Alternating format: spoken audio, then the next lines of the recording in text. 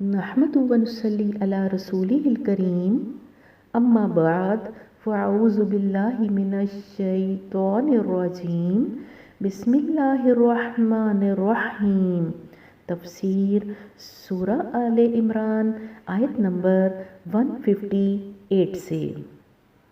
وَلَئِن مُتُّمْ أَوْ قُتِلْتُمْ لَإِلَى اللَّهِ تُحْشَرُونَ، اور خواہ تم مرو یا مارے جاؤ، بہرحال تم سب کو سمٹ کر جانا اللہ ہی کی طرف ہے۔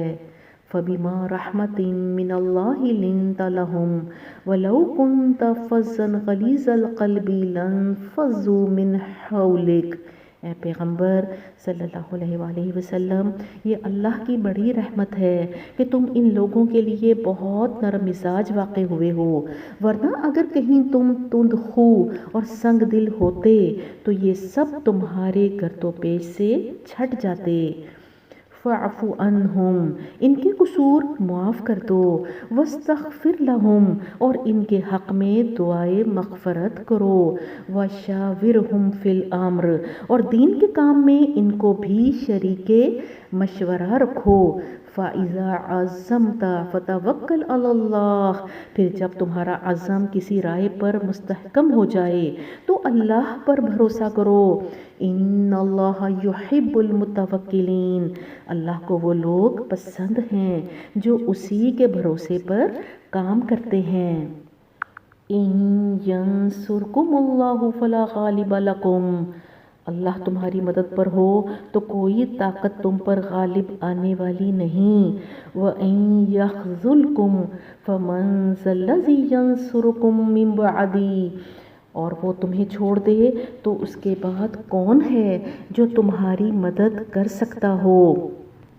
وَعَلَى اللَّهِ فَلْيَتَوَكَّلِ الْمُؤْمِنُونَ، پس جو سچے مومن ہیں ان کو اللہ ہی پر بھروسہ رکھنا چاہیے۔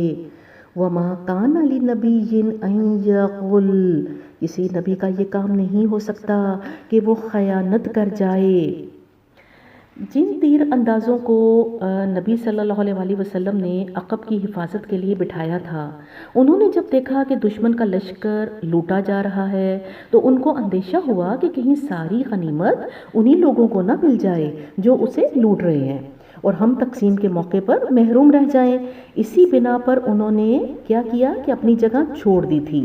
جنگ ختم ہونے کے بعد جب نبی صلی اللہ علیہ وآلہ وسلم مدینہ واپس تشریف لائے تو آپ صلی اللہ علیہ وسلم نے ان لوگوں کو بلا کر اس نافرمانی کی وجہ دریافت کی۔ انہوں نے جواب میں کچھ عذرات پیش کیے جو نہایت کمزور تھے۔ اس پر رسول اللہ صلی اللہ علیہ وآلہ وسلم نے فرمایا، اصل بات یہ ہے کہ تم کو ہم پر اطمینان نہ تھا، تم نے یہ گمان کیا کہ ہم تمہارے ساتھ خیانت کریں گے اور تم کو حصہ نہیں دیں گے۔ تو اس آیت کا اشارہ اسی معاملے کی طرف ہے۔ ارشاد الہی کا مطلب یہ ہے کہ جب تمہاری فوج کا کمانڈر خود اللہ کا نبی تھا اور سارے معاملات اس کے ہاتھ میں تھے تو تمہارے دل میں یہ اندیشہ پیدا کیسے ہوا کہ نبی کے ہاتھ میں تمہارا مفاد محفوظ نہ ہوگا؟ کیا خدا کے پیغمبر سے یہ توقع رکھتے ہو کہ جو مال اس کی نگرانی میں ہو وہ دیانت، امانت اور انصاف کے سوا کسی اور طریقے سے بھی تقسیم ہو سکتا ہے؟ تو اس آیت میں اسی طرف اشارہ کیا جا رہا ہے۔ وَمَا كَانَ لِنَبِيٍّ أَن يَغُلَّ، کسی نبی کا یہ کام نہیں ہو سکتا کہ وہ خیانت کر جائے۔ وَمَن يَغْلُلْ يَأْتِ بِمَا غَلَّ يَوْمَ الْقِيَامَةِ، اور جو کوئی خیانت کرے تو وہ اپنی خیانت سمیت قیامت کے روز حاضر ہو جائے گا۔ ثُمَّ تُوَفَّى كُلُّ نَفْسٍ مَّا كَسَبَتْ وَهُمْ لَا يُظْلَمُونَ، پھر ہر متنفس کو اس کی کمائی کا پورا پورا بدلہ مل جائے گا اور کسی پر کچھ ظلم نہ ہوگا۔ أَفَمَنِ اتَّبَعَ رِضْوَانَ اللَّهِ كَمَن بَاءَ بِسَخَطٍ مِّنَ اللَّهِ وَمَأْوَاهُ جَهَنَّمُ وَبِئْسَ الْمَصِيرُ، بھلا یہ کیسے ہو سکتا ہے کہ جو شخص ہمیشہ اللہ کی رضا پر چلنے والا ہو وہ اس شخص کے سے کام کرے جو اللہ کے غضب میں گھر گیا ہو اور جس کا آخری ٹھکانہ جہنم ہو جو بدترین ٹھکانہ ہے۔ ہم درجات عند اللہ، اللہ کے نزدیک دونوں قسم کے آدمیوں میں بدرجہ فرق ہے۔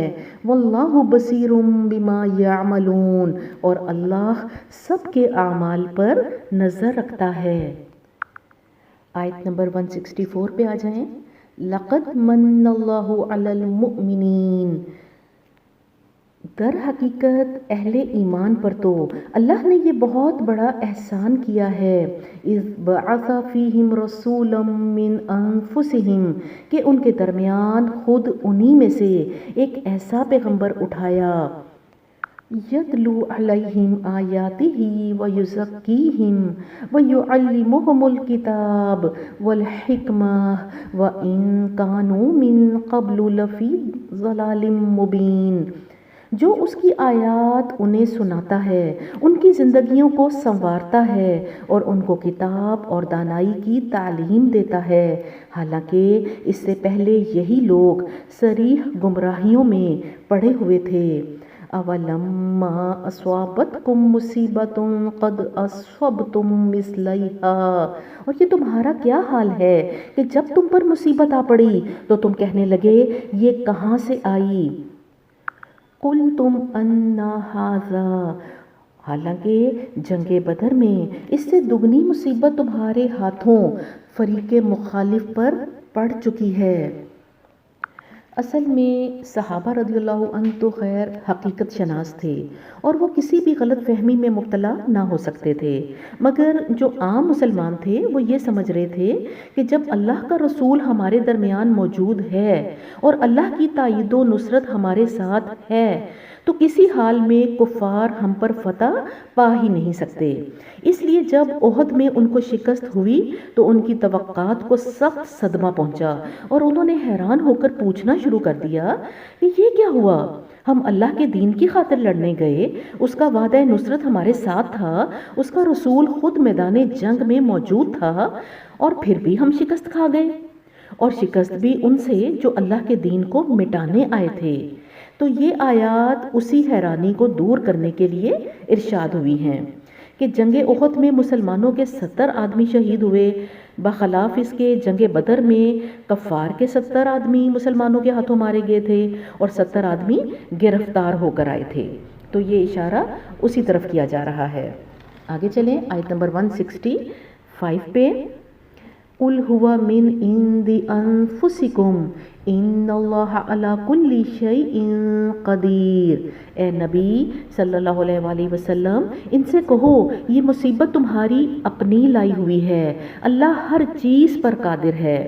یعنی اللہ سبحانہ وتعالیٰ کیا فرما رہے ہیں کہ یہ تمہاری اپنی کمزوریوں اور غلطیوں کا نتیجہ ہے، تم نے صبر کا دامن ہاتھ سے چھوڑا، بعض کام تقوی کے خلاف کیے، حکم کی خلاف ورزی کی، مال کی طمع میں مبتلا ہوئے، آپس میں نزاع و اختلاف کیا، پھر کیوں پوچھتے ہو کہ یہ مصیبت کہاں سے آئی؟ یعنی اللہ اگر تمہیں فتح دینے کی قدرت رکھتا ہے تو شکست دلوانے کی قدرت بھی رکھتا ہے۔ آگے آ جائیں آیت نمبر 166 پر۔ وَمَا أَصَابَكُمْ يَوْمَ الْتَقَى الْجَمْعَانِ فَبِإِذْنِ اللَّهِ وَلِيَعْلَمَ الْمُؤْمِنِينَ، جو نقصان لڑائی کے دن تمہیں پہنچا وہ اللہ کے اذن سے تھا، اور اس لیے تھا کہ اللہ دیکھ لے تم میں سے مومن کون ہیں اور منافق کون۔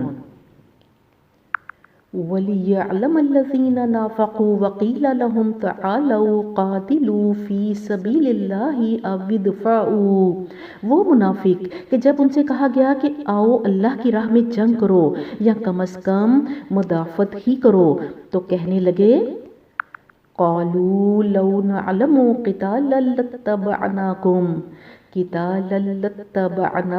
هُمْ لِلْكُفْرِ يَوْمَئِذٍ أَقْرَبُ مِنْهُمْ لِلْإِيمَانِ يَقُولُونَ بِأَفْوَاهِهِمْ مَا لَيْسَ فِي قُلُوبِهِمْ، تو کہنے لگے اگر ہمیں علم ہوتا کہ آج جنگ ہوگی تو ہم ضرور تمہارے ساتھ چلتے۔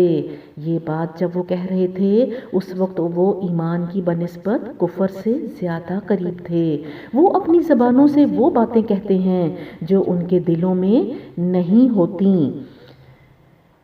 یہاں پر عبداللہ بن ابی جب 300 منافقوں کو اپنے ساتھ لے کر راستے سے پلٹنے لگا تو بعض مسلمانوں نے جا کر اسے سمجھانے کی کوشش کی اور ساتھ چلنے کے لیے راضی کرنا چاہا، مگر اس نے جواب دیا کہ ہمیں یقین ہے کہ آج جنگ نہیں ہوگی، اس لیے ہم جا رہے ہیں، ورنہ اگر ہمیں توقع ہوتی کہ آج جنگ ہوگی تو ہم ضرور تمہارے ساتھ چلتے۔